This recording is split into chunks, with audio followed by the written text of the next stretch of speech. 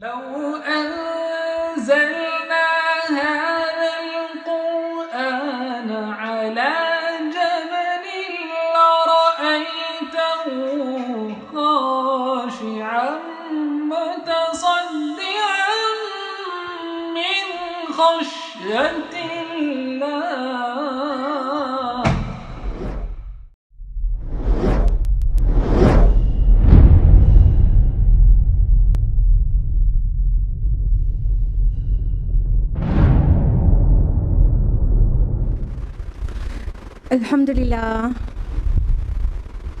अल्हम्दुलिल्लाहि रब्बिल आलमीन वस्सलातु वस्सलामु अला रसूलिहिल करीम व अला आलिहि व अस्हाबिहि अजमईन अम्मा बअद व अऊज़ु बिल्लाहि मिनश शैतानिर रजीम बिस्मिल्लाहिर रहमानिर रहीम शहर रमज़ान अल्लज़ी उन्ज़िला फ़ीहिल क़ुरआन हुदल लिन्नास व बय्यिनातिम मिनल हुदा वल फ़ुरक़ान बिस्मिल्लाहिर्रहमानिर्रहीम रब्बिश्रह ली सदरी व यस्सिर ली अमरी वहलुल उक़दतम मिन लिसानी यफ़क़हू क़ौली।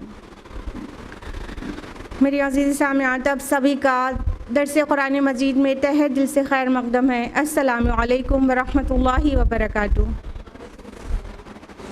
कैसे आप सभी लोग? अल्हम्दुलिल्लाह। अल्लाह ताला आपको अच्छा रखे, हिदायत और सिरात मुस्तक़ीम पर रखे, आपकी हिफाजत करे, आपकी सेहत की और आपके ईमान की। आमीन। दर्स कुरान में कौन सी सूरह चल रही है? सूरह नूर। तो लास्ट वीक हम लोगों ने कौन सी अहम आयत जाना था? आयत नूर। आयत नंबर 35 आयत नूर बहुत तफसील से जाना था। उसको तो शॉर्ट में रिवाइज कराना भी दुश्वार काम है। तो लास्ट वीक वाला आप लोग, अगर आप में से कोई मौजूद नहीं था तो यूट्यूब पर उसको देख ले। बहुत तफसील में सारी बातें बताई गई थी, यानी क़ल्ब मोमिन में नूर ईमान की मिसाल कैसी है। तो अब बात आगे बढ़ रही है और साइमल्टेनियस कंट्रास्ट से बात समझ में आती है। इससे पहले कि हम कंट्रास्ट पे आए, वो जो आयत है वो मोमिनीन की सिफ़ात बयान कर रही है, यानी जिनकी मिसाल दिया गया था उनकी वो क्या सिफ़ात कैरी करते हैं। ठीक है, तो आयत नंबर 36 और 37 38 में हम लोग ये जानेंगे, फिर आ जाएगा इसका contrast. So let's begin with आयत नंबर 36। औज़ु बिल्लाहि मिनश शैतानिर रजीम बिस्मिल्लाहिर रहमानिर रहीम। फ़ी बुयूतिन अज़नल्लाहु अन तुरफ़अ व युज़करा फ़ीहा इस्मुहु, यानी उसके नूर की तरफ हिदायत पाने वाले कहाँ रहते हैं? उन घरों में पाए जाते हैं जिनके मुतालिक अल्लाह ने ये हुक्म दिया है कि उनको बुलंद किया जाए और उनमें उसका नाम लिया जाए। युसब्बिहु लहू फ़ीहा बिलग़ुदुव्वि वल आसाल, वो तस्बीह करते हैं अल्लाह की उनमें सुबह और शाम। यानी आयत नंबर 35 में जिस तरह के मोमिन की मिसाल दी गई थी, यानी उसका जो नूर फितरत से भी वो पूरी तरह से मुज़य्यन था और नूर वही के मिलते ही उसने हक़ की तरफ लब्बैक कह दिया और नूरुन अला नूर हो गया। यानी इंतहा दर्जे की जो तस्दीक करने वाला मोमिन, बहुत प्योर मोमिन, जिसका अपने क़ल्ब का जुजाजा भी बिल्कुल प्योर है और नूर वही जब उसे मिला तो उसने फ़ौरन कबूल करके उसके मुताबिक अपनी ज़िंदगी को डाल दिया। तो ये ऐसे टाइप के मोमिन पाए कहाँ जाते हैं वो बताया जा रहा है। कहाँ पाए जाते हैं? ऐसे घरों में पाए जाते हैं जिनको बुलंद करने का अल्लाह ने इजाज़त दी है, अल्लाह ने हुक्म दिया है और उसमें अल्लाह का नाम लिया जाए। हाँ, अल्लाह ताला ने ये चाहा है। तो ज़्यादातर मुफस्सिरून ने ये जिन घर को बुलंद करने के लिए कहा गया उसको मस्जिद लेते हैं, मस्जिदों में पाए जाते हैं मोस्ट ऑफ द टाइम। और कुछ एक मुफस्सिरून इसको मोमिन के घर से भी मुराद लेते हैं।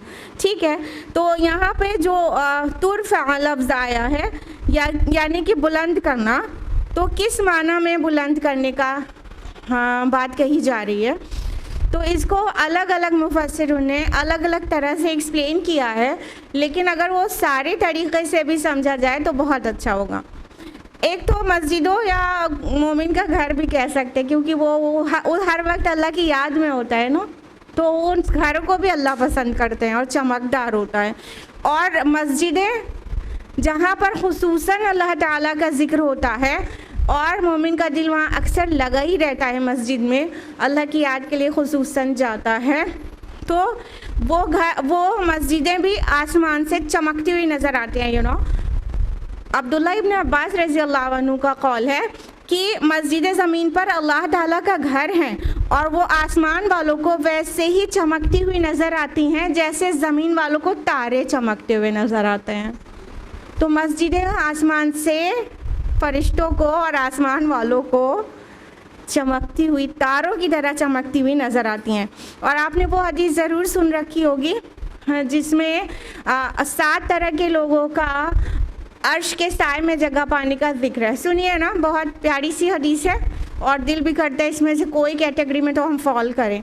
तो उनमें से एक तरह के लोग जो होंगे उनके बारे में क्या है, सही बुखारी की हदीस है, वरजुलुन क़ल्बुहु मुअल्लक़ुन फ़िल मसाजिद, वो आदमी जिसका दिल हमेशा मस्जिद में लगा रहता है, यानी वो मस्जिद में जाना इतना पसंद करता है, यानी अल्लाह के ज़िक्र और नमाज़ों को, कि बस एक नमाज़ पढ़ के आया और दूसरे जाने का इंतज़ार में लगा रहता है। तो ऐसे लोग अल्लाह के अर्श के साए में जगह पाएंगे। तो ये जो मसाजिद हैं इनको बुलंद करने कई माना में है। अव्वलन इसके ताज़ीम और एहतराम के माना में लेंगे कि मस्जिद की बहुत सारी ताज़ीम अहादीस में वारिद हुई है, बहुत तफसील में, बहुत सारी चीज़ें, क्या डूज़ हैं क्या डोंट्स हैं मसाजिद के लिए। तो बहुत सारी अहादीस पढ़ने के बाद पता चलेगा कि अल्लाह के रसूल सल्लल्लाहु अलैहि वसल्लम ने मस्जिदों को किस तरह से ताज़ीम करने के लिए कहा है। यानी वहाँ बिज़नेस की कोई मैटर डिस्कस नहीं होगा, वहाँ गुमशुदा चीज़ का कोई ऐलान नहीं किया जाएगा, वहाँ पर कच्चा गोश्त लेके नहीं जाया जा सकता कि इम्प्योर हो जाए, और इसीलिए हाइज़ा औरत का भी जाना अलाउड नहीं है, और कोई असलहा लेके नहीं जाया जा सकता कि किसी को तकलीफ़ पहुँचाए वगैरह वगैरह। बहुत तरह से मसाजिद का एहतराम और ताज़ीम करनी है। दूसरा, उनको मसाजिद को बुलंद करने से मुराद ये भी हो सकता है कि हर किस्म की नजासत से उसको पाक रखा जाएगा, ठीक है। तो ये है उसको बुलंद करना। और उसका ज़ाहिरी बुलंदी से भी लेंगे कि जिस बस्ती में मस्जिद हो वो सबसे बुलंद हो और मरकज़ी मकाम पर हो, ताकि वो ज़ाहिर हो कि मस्जिद है और मुसलमान खींचे चले आएँ, वो मरकज़ी जगह महसूस हो। तो इन सभी में सभी माना में लिया जाएगा मसाजिद का। और अगर ये इसको मोमिन का घर कहें तो भी गलत नहीं होगा, क्योंकि बाज़ मुफस्सिरून ने ये भी कहा है कि कोई वजह नहीं है कि मोमिन के घर ना कहें, क्योंकि वो तो हर वक्त अल्लाह की याद में जीता है ना। तो यहाँ पर जो उसके वो क्वालिफ़िकेशंस आ रही है वो क्या है कि वहाँ तस्बीह हो और अल्लाह की याद हो, अल्लाह के नाम का तज़किरा हो, अल्लाह की याद किया जाए, अल्लाह के नाम की याद किया जाए। तो मोमिन तो जहाँ होता है वहाँ अल्लाह को याद करता है, तो मोमिनीन के घर भी ले सकते हैं। और फरमाया कि उसको वहाँ पर अल्लाह के नाम का ज़िक्र किया जाए। तो अल्लाह के ज़िक्र की सबसे बुलंद सूरत क्या है, बताइए जल्दी से। एग्जैक्टली हमको पता चलता है कि सूरा तौहा सूरा नंबर 20 आयत नंबर 14 में कि अल्लाह ताला ने क्या मूसा अलैहिस्सलाम से कहा था, अक़िमुस्सलात लिज़िक्री, मेरी याद के लिए सलाह नमाज कायम करो ना। तो नमाज अल्लाह के ज़िक्र की सबसे अजीम मंजिल है, ठीक है। उसके अलावा और ज़िक्र क्या है अल्लाह का, और बताइए। एग्जैक्टली माशाल्लाह बारकल्लाह, कुरान हकीम उसका नाम ही अज़्ज़िक्र है। हाँ, सूरा हिज्र सूरा नंबर 15 आयत नंबर 9 में इन्ना नहनु नज़्ज़लना ज़िक्रा व इन्ना लहु लहाफ़िज़ून, हमने ही इस ज़िक्र को नाजिल किया है और हम ही इसकी हिफाजत करेंगे। तो इसमें किसी का कोई इख्तिलाफ़ नहीं है, ज़िक्र कुरान को कहा गया है, कुरान अज़्ज़िक्र है, द रिमाइंडर। तो कुरान पढ़ा जाए, जहाँ नमाज़ें पढ़ी जाएँ, वो जगह कैसी है जहाँ पे ये मोमिन पाए जाते हैं जिनका आयत नंबर 35 में तज़किरा किया गया था, इतने प्योर हार्टेड मोमिन। और वो क्या करते हैं, अल्लाह ताला की तस्बीह करते हैं सुबह और शाम। सुबह और शाम के लिए जो अल्फाज आए हैं वो गुदू और आसाल आए हैं। युसब्बिहु लहू फ़ीहा बिलगुदुव्वि वल आसाल। गुदू सुबह के माना में आया है, गुदू मस्दर है और इसका कोई प्लूरल नहीं होता, ठीक है। और आसाल जो लफ्ज़ आया है ये असील से है, असील सिंगुलर है और उसूल उसकी जमा है, ठीक है। और आसाल जमाउल जमा है, असील की जमा उसूल, उसूल की जमा आसाल। तो गुदू एक लफ्ज़ आया और आसाल जमाउल जमा आ गया। तो सुबह के अगर इससे नमाज मुराद लें तो देखिए सुबह की जो सलाह है वो एक होती है फज्र, फिर उसके बाद जब सन पीक पॉइंट पे पहुँच कर ढल जाता है तो उसके बाद कितनी नमाजें हैं? 4 हैं पूरी की पूरी ना, ज़ुहर असर मगरिब इशा। तो वो जो शाम की नमाजें हैं वो ज़्यादा हैं, तो वो आसाल लफ्ज़ आ गया इस तरह बहुत ही खूबसूरती के साथ कि सुबह और शाम अल्लाह का ज़िक्र करते हैं। तो सलाह यानी नमाज तो अल्लाह के ज़िक्र की खुसूसी सूरत है ना, और एक दवाम ज़िक्र है। हर वक्त अल्लाह को याद रखना, याद करना नहीं, याद रखना। तो सुबह शाम अल्लाह की तस्बीह करने से मुराद पूरे टाइम जब तक इंसान जाग रहा है अल्लाह को याद रखे और उसकी हम्द तस्बीह करे। तो ये फुल टाइम भी अल्लाह को, अल्लाह की हम्द तस्बीह करने से मुराद हो सकता है और 5 वक्त की नमाजें भी हो सकती हैं। आयत नंबर 37, रिजालुन ला तुल्हीहिम तिजारतुल वला बैउन अन ज़िक्रिल्लाह व इक़ामिस सलाति व इताइज़ ज़काह।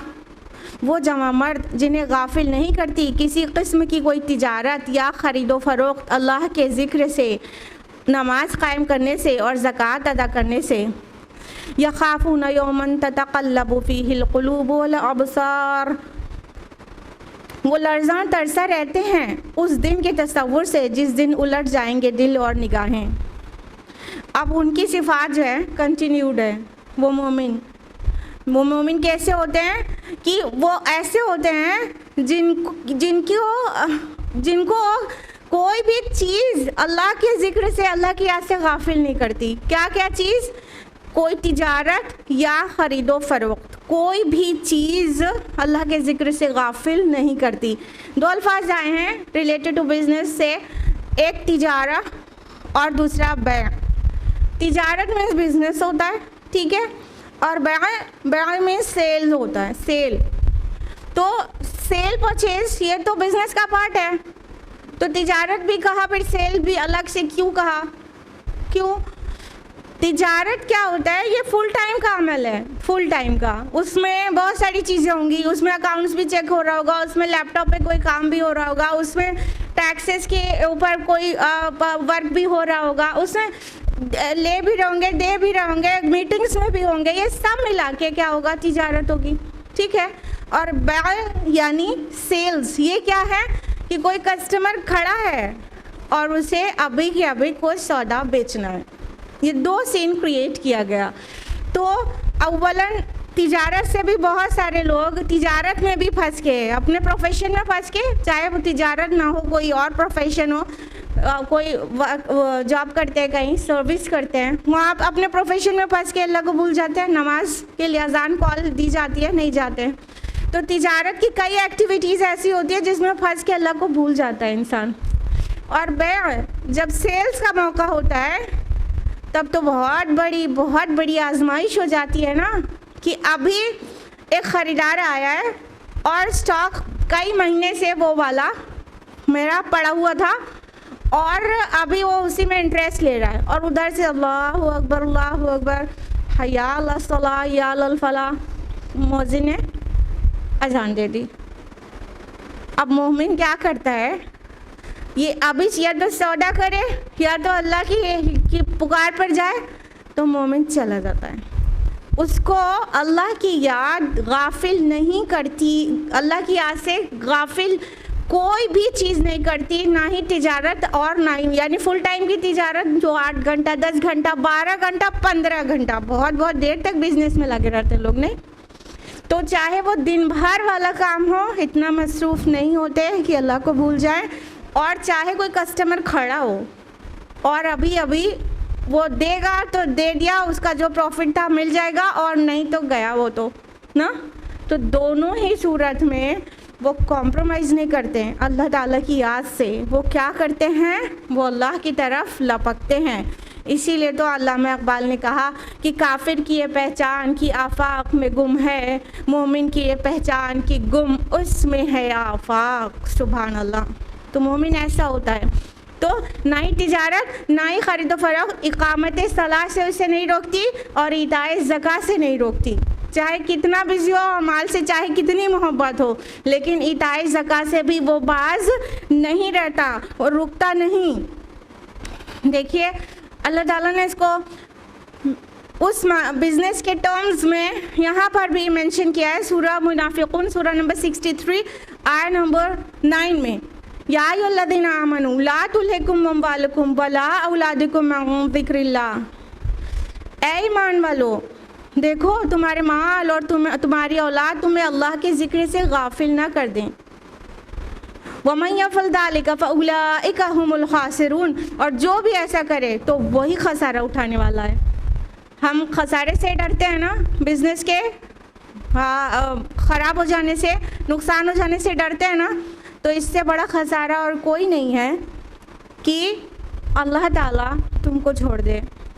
अल्लाह ताला को तुम छोड़ोगे तो अल्लाह ताला भी अपनी रहमत से तुम्हें याद नहीं रखेगा, तो वो घाटा ही उठाएगा। तो ये बड़ा फ़ायदे और नुकसान, नफ़े और नुकसान, घाटे और फ़ायदे का बड़ा धुन रहती है ना, खुसूसन मर्दों को और इन जनरल सभी को। तो अल्लाह ताला फ़ायदे और नुकसान खसारा वर्ड यूज़ करके, तिजारत वर्ड यूज़ करके बात को समझा रहे हैं। और इस बात से ये भी पता चला कि जो मोमिन है, जिसकी यहाँ पे मिसाल को आइडियल लेके मेंशन किया जा रहा है, वो मोमिन कोई गोशा नशीन नहीं है, कोई जाहिद आबिद और कोई पुरोहित और कोई राहिब नहीं है, गोला खींच के बैठा हुआ। देखो ये सेल परचेज का बिजनेस करता है। कहने का मतलब अल्लाह ताला एक आइडियल मोमिन की मिसाल दे रहे हैं, तो किसी आबिद की नहीं दे रहे हैं। यही तो है दीन इस्लाम। दीन इस्लाम दुनिया छोड़ देने के लिए नहीं कहता, बल्कि दुनिया में जीना सिखाता है। ये है अपना इस्लाम। तो ऐसे की मिसाल दी जा रही है जो बिज़नेस करता है, जो बै और शरा करता है, सेल परचेज़ का बिज़नेस और तिजारत करता है, लेकिन उसको अपना कोई भी सेल परचेज़ और तिजारत अल्लाह के ज़िक्र से गाफिल नहीं करते, क्योंकि वो इतना कुछ करने के बाद भी उसकी हालत ये रहती है कि वो आखिरत से डरता है। उसकी एक यहाँ पे मंज़र-कशी की गई है कि उस दिन से वो डरता है जिस दिन निगाहें उलट दी जाएंगी। यानी नबी के ज़रिए जो ख़बरें मिलती हैं उस मोमिन को, तो क्या करता है, उस दिन से, आखिरत के दिन से डरता है। गुनाहगार लोगों की निगाहें पलट जाएंगी और उनका रंग स्याह हो जाएगा, वैसा हो जाने से डरता है। तो इसलिए वो अल्लाह ताला की याद से हरगिज़ भी गाफिल नहीं होता।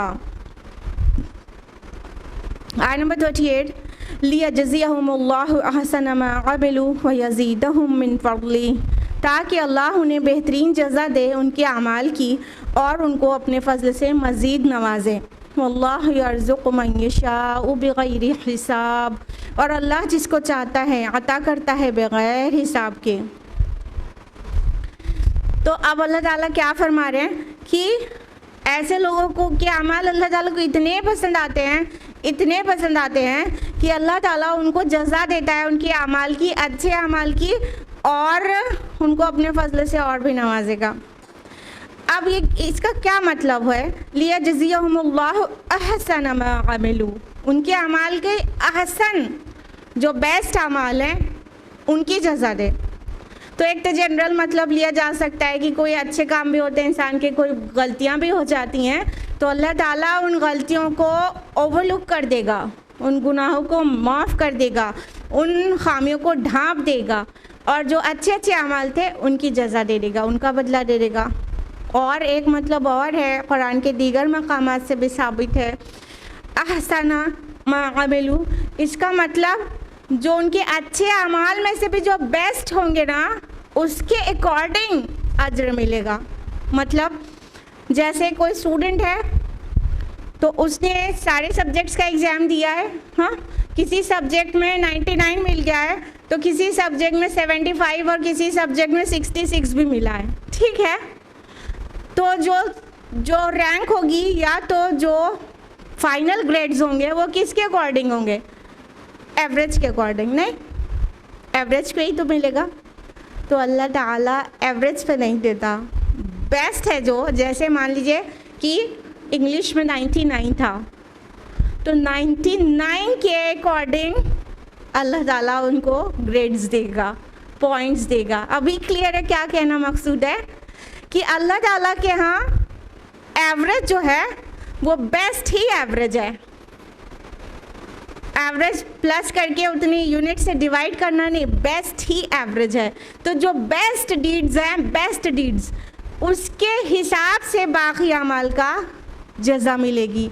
सारे तो बेस्ट नहीं करते ना, हम और आप और वो कोई भी मोमिन, ठीक है। किसी दिन हमारी फज्र सला की शान अलग होती है और किसी दिन थोड़ा अजीब भी हो जाती है, नहीं ऐसा होता है ना। तो वो जो हमने बेस्ट पढ़ी होगी फज्र, उसके अकॉर्डिंग अमाल को की रेटिंग होगी। सुभान अल्लाह, सुभान अल्लाह। और फरमाया अल्लाह ताला ने, अल्लाह जिसको चाहता है अता करता है बग़ैर हिसाब के।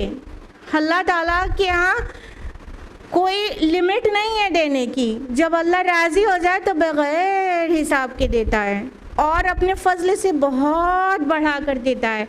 तो हमें हमारे अमाल का जो बदला मिलेगा वो एक्चुअल बदला नहीं होगा, वो अल्लाह ताला की तरफ से फ़ज़ल होगा। और जितना मिलेगा वो बेहद हिसाब मिलेगा।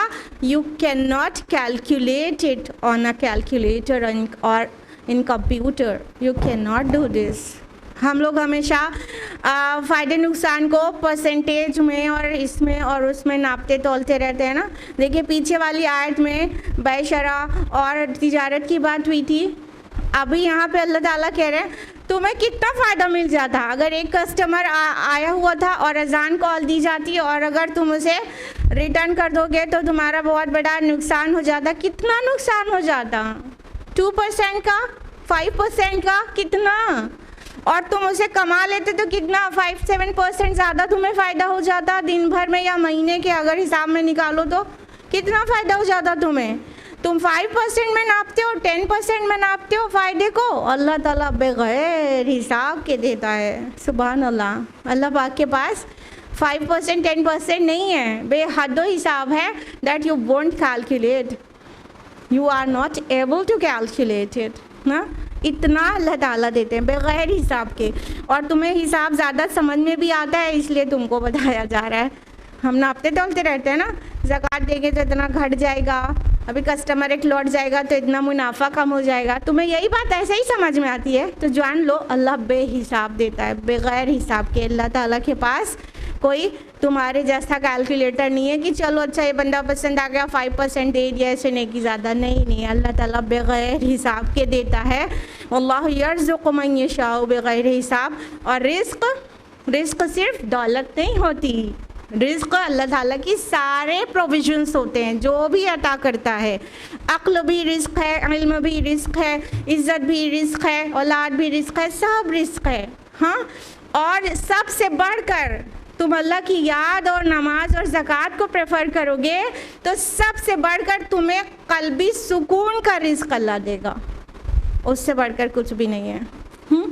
क़ल्बी सुकून का अल्लाह ताला रिज़्क़ देगा तुमको और बग़ैर हिसाब के देगा। फिर उस सुरूर में तुम झूम जाओगे, फिर तुम्हें याद नहीं रहेगा ये दुनिया की बेशरा का फ़ायदा और नुकसान। फिर तुम भागोगे मस्जिद की तरफ, अल्लाह की याद की तरफ। तो पहले अल्लाह ताला पे ट्रस्ट करो और उसकी फरमाबरदारी करो, फिर ये सारे मज़े तुम्हें मिलना शुरू हो जाएंगे। और सहाबा की ये शान होती थी कि वो जब सहाबा रातों में क़याम करते थे तो उनकी शान रुहबान की तरह होती थी। और जब दिन में लोगों के साथ होते थे तो अच्छे ताजिर भी थे और जब बातिल से टकराते थे तो बहुत बड़े शहसवार होते थे। जब ईरानी फ़ौज को उमर रज़ियल्लाहु अन्हु ने ईरान के ऊपर अपनी लश्कर कशी की तो किसरा ने, ईरान के बादशाह ने कहा कि ज़रा मुसलमानों की रिपोर्ट लेकर आओ कि ये हैं कौन लोग, कैसे लोग हैं। तो जो खुफिया एजेंट्स होते हैं, तो खुफिया एजेंट्स ने जब सहाबा के सब शब रोज़ देखे तो क्या रिपोर्ट लगाई थी पता है? लहुम रुहबानुम बिल्लैली व फुरसानुम बिन्नहार, कि रात के राहिब और दिन के शहसवार हैं।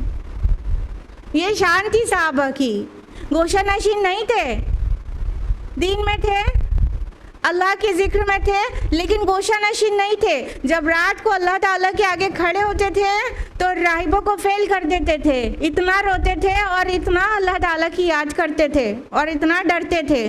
और फिर उसके ऊपर जब घोड़े के ऊपर बैठ जाते थे दिन में तो ऐसे बहादुर होते थे कि दुनिया ने देख लिया, वैसी बहादुरी कभी किसी ने दिखाई नहीं। तो ये कैरेक्टर बिल्डिंग की ज़रूरत है।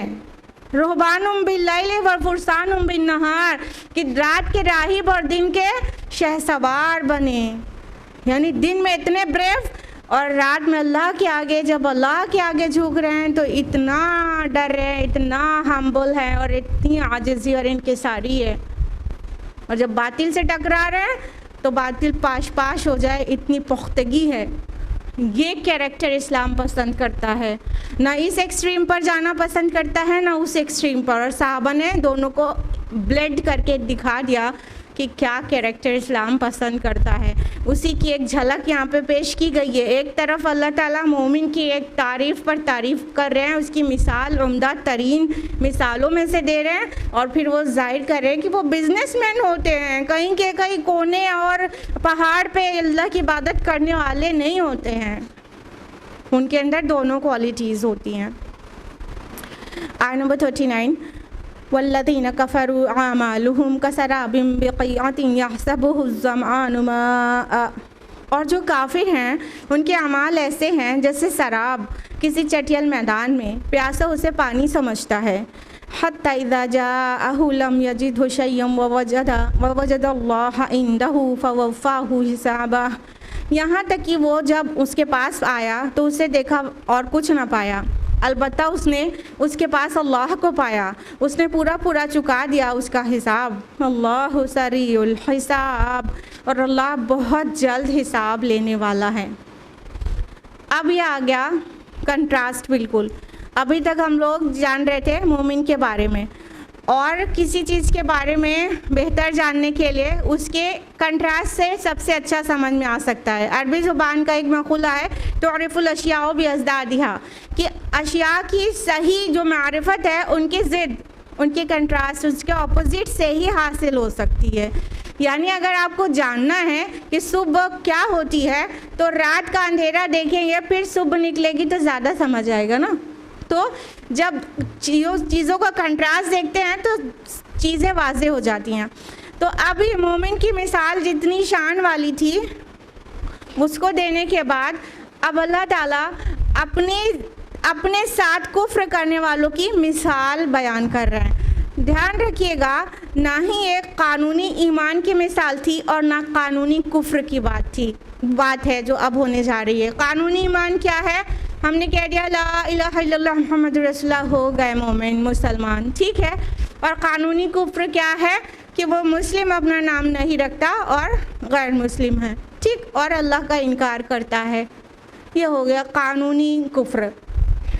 यहाँ जो मिसालें दी जा रही हैं ना कानूनी ईमान की मिसाल है ना कानूनी कुफ्र की, रियल ईमान और रियल कुफ्र की मिसाल है। यानी ये जो कुफ्र की मिसाल है वो ज़रूरी नहीं है कि कोई गैर मुस्लिम के अंदर पाई जाए।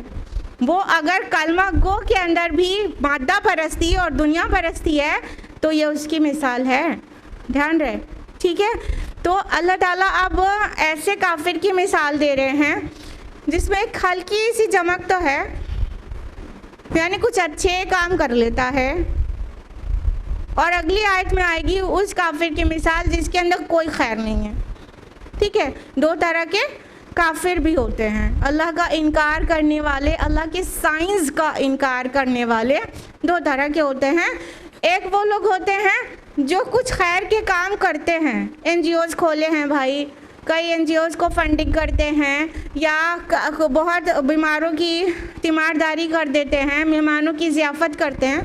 ठीक है, ये सब क्या है, ये कुछ अच्छे काम भी हैं, लेकिन ईमान से खाली है दिल। तो उनकी मिसाल इस आयत में दी गई है कि जो काफिर हैं वो ऐसे हैं, उनके अमाल ऐसे हैं जैसे शराब जानते हैं, मिराज।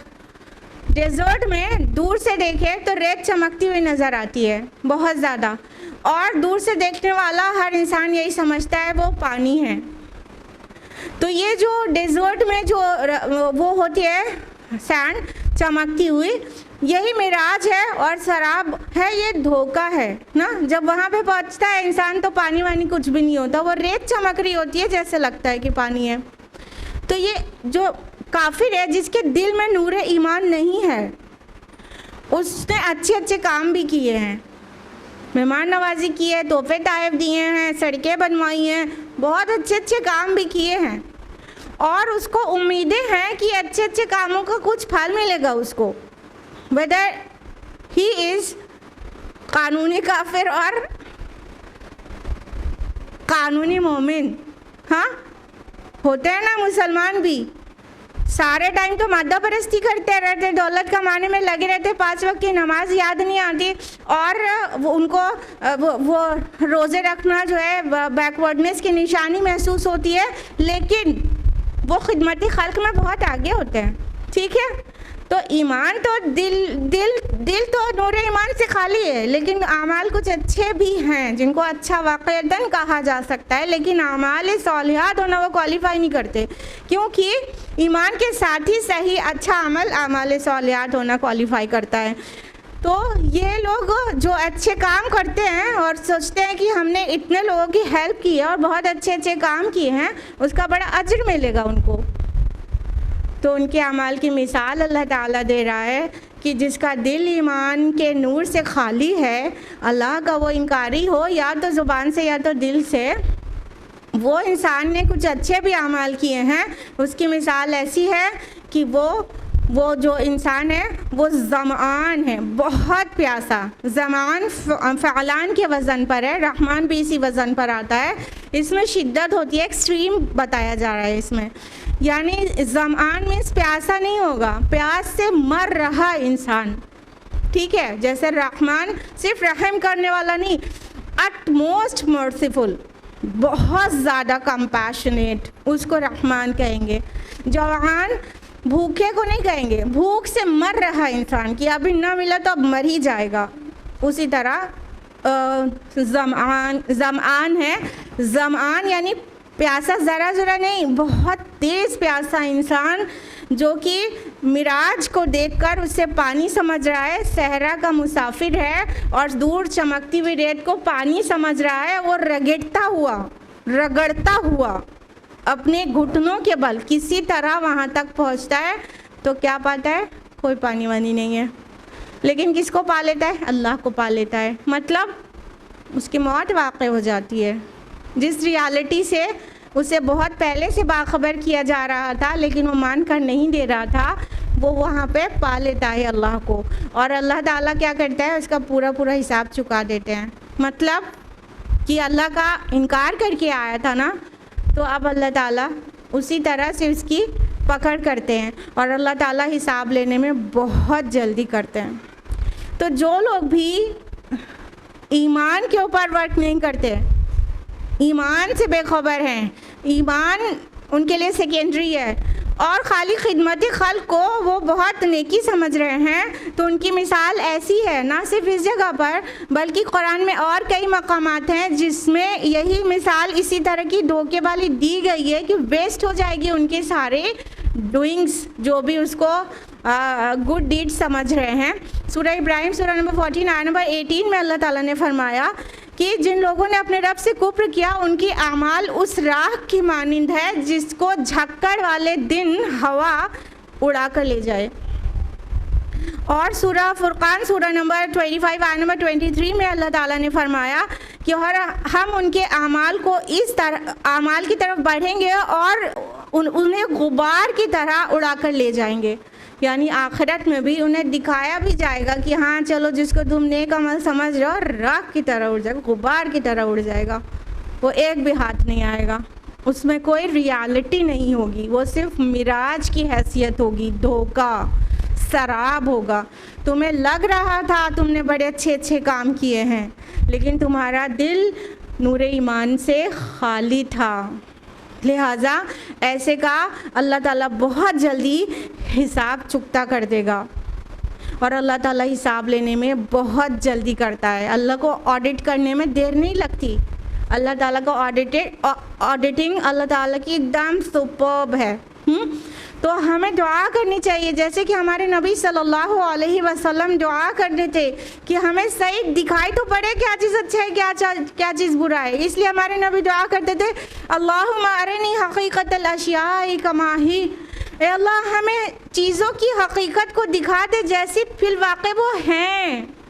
यानी हम क्या पता किसी चीज़ को बहुत अच्छा समझ रहे हैं, बहुत बेनिफिशियल समझ रहे हैं और वो चीज़ बेनिफिशियल नहीं है और अच्छी ही नहीं है सिरे से, या उसमें कोई रियलिटी नहीं है, वो फेक है, वो कोई फ़ायदा नहीं देगी आखिरत में, और हम उसको नेकी समझे चले जा रहे हैं, करे जा रहे हैं।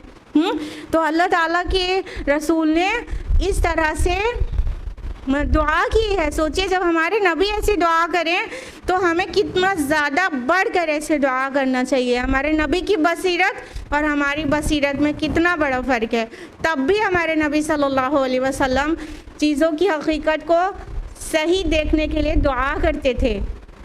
हाँ, आज हमारे पास भी अल्लाह ने बसारत दे रखी है, बसीरत नहीं है, गुम जाती है बसीरत, चीज़ों की रियलिटी समझ नहीं आती। वेस्टर्न कल्चर को पागलों की तरह कॉपी किए चले जा रहे हैं, बड़ा अच्छा समझ रहे हैं।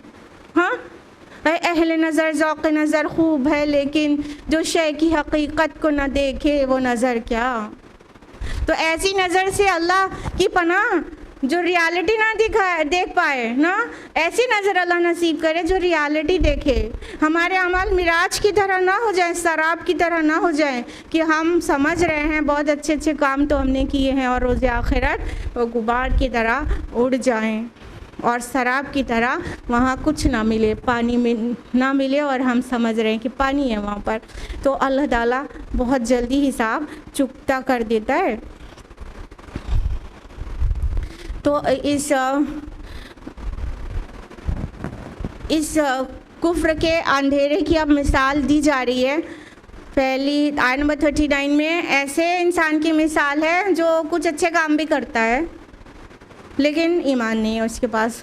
और आयत नंबर 40 में अब उसकी मिसाल दी जा रही है जो ना ईमान है उसके पास और ना ही कोई अच्छी चीज़ें उसके अमाल में रिकॉर्डेड है। खालिस मादा परस्त है, पूरा मटीरियलिस्टिक, पूरी तरह से कट्टा काफिर है वो।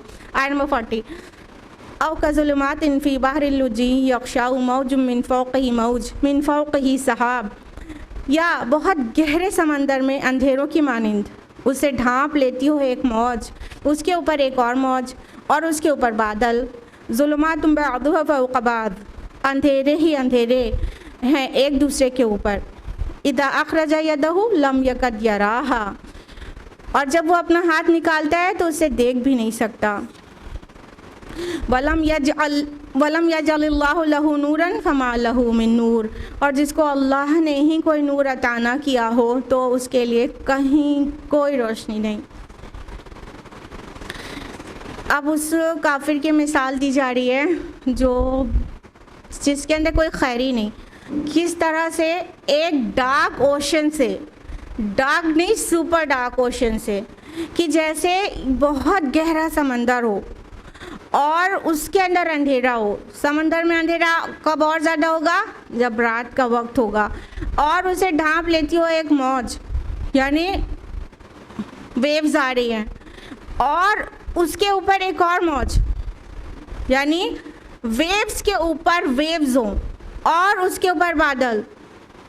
मतलब जो तारों से थोड़ी बहुत रोशनी की उम्मीद रहती है रात के वक्त में, लेकिन उसके ऊपर इतने घने काले बादल हों यानी वो तूफ़ानी रात हो, पूरी मंजरकशी की गई है। एक डार्क ओशन में जब तूफ़ान आता है रात के वक्त, उसका पूरी तरह से पिक्चराइज कर दिया गया है। तो और उसके ऊपर बादल हो, यानी वो रात, हाँ, एक तो अंधेरा हो और उस पर से बादल हो, तो सितारों की हल्की सी चमक भी ना आ रही हो, काले गहरे बादल हो और अंधेरे ही अंधेरे, एक के ऊपर एक अंधेरा, यानी समंदर की गहराई का अंधेरा, उस पर एक के ऊपर एक वेव्स हैं जिसके जो अंधेरे को मज़ीद बढ़ा रही हैं, और उसके ऊपर बादल है जो अंधेरे को मज़ीद बढ़ा रहा है। बहुत ज़्यादा डार्क, बहुत ज़्यादा डार्क। और कहा कि अपना हाथ निकाले तो उसे भी ना देख पाए। मतलब कि जब इंसान ऐसे कहता ना कि हाथ को हाथ सुझाई नहीं दे रहा था, इतना डार्क था वहाँ पर ना। जब बहुत अंधेरा होता है तो अपने हाथ कोई नहीं देख सकता, अपने हाथ की मूवमेंट को इंसान नहीं देख सकता, तो इतना अंधेरा बताया गया कि अपने हाथ को ही ना देख पाए। और फरमाया कि जिसको अल्लाह ही नूर ना दे वो कहाँ से नूर पा सकता है।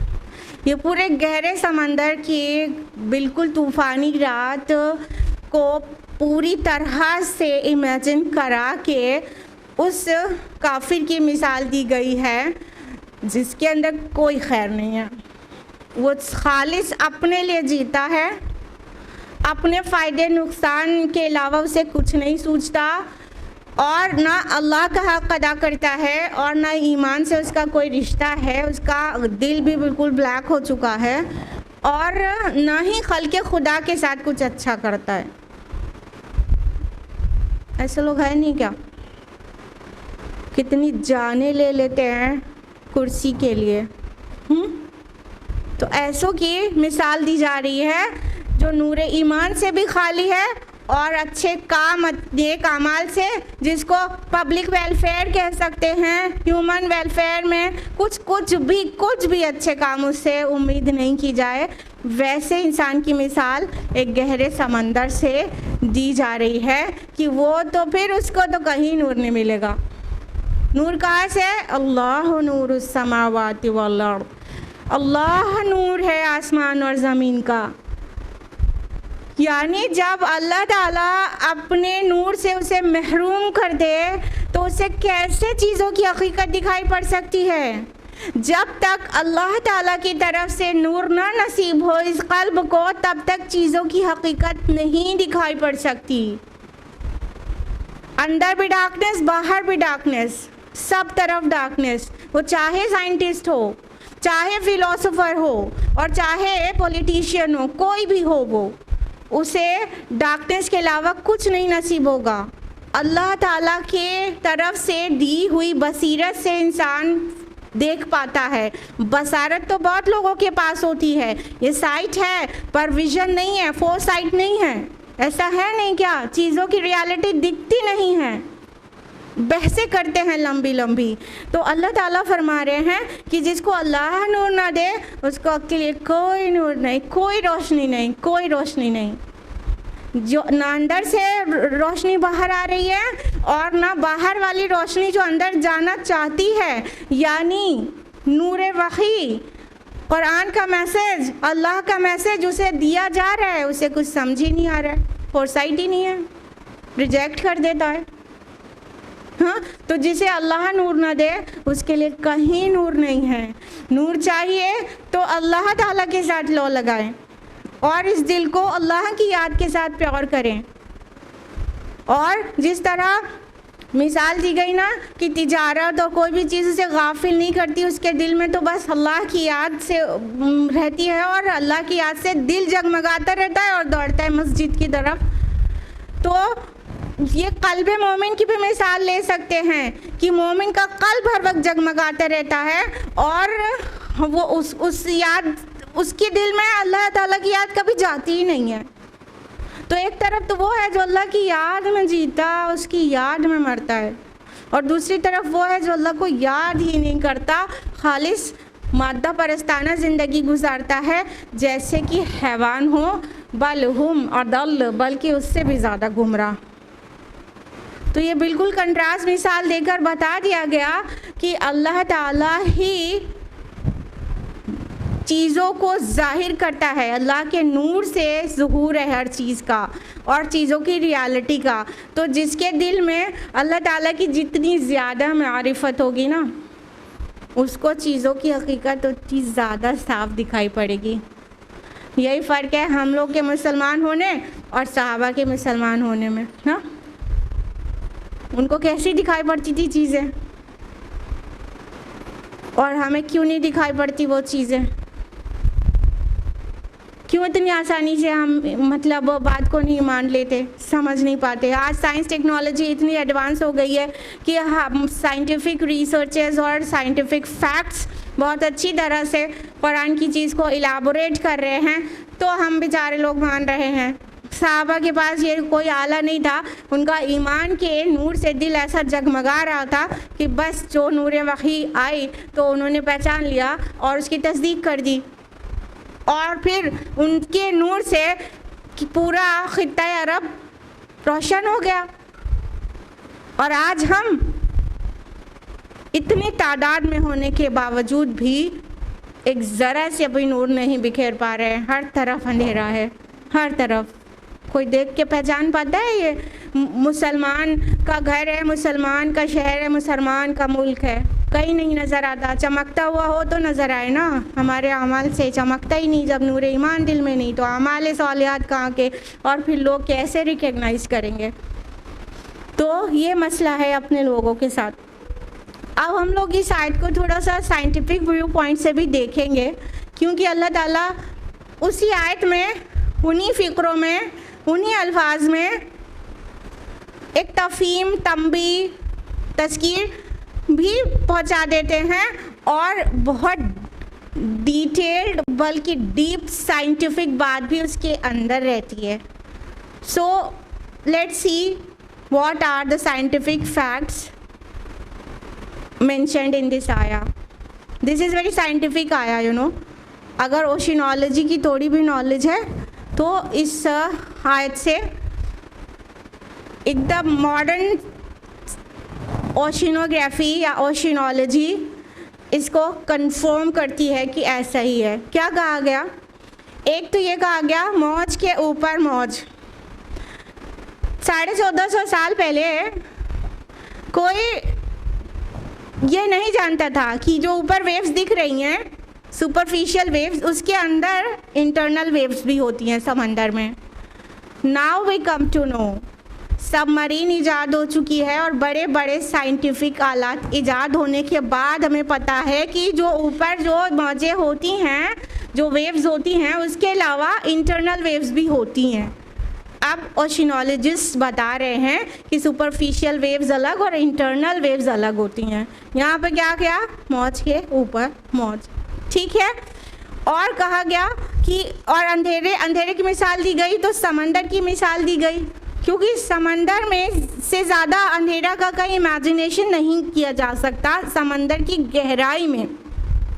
और उसके अलावा क्या कहा जा रहा है कि और उसके ऊपर बादल, तो जो लाइट की थोड़ी बहुत कहीं से भी किरण हो तो यू नो ये जो क्लाउड्स होते हैं ये एब्जॉर्ब कर लेते हैं।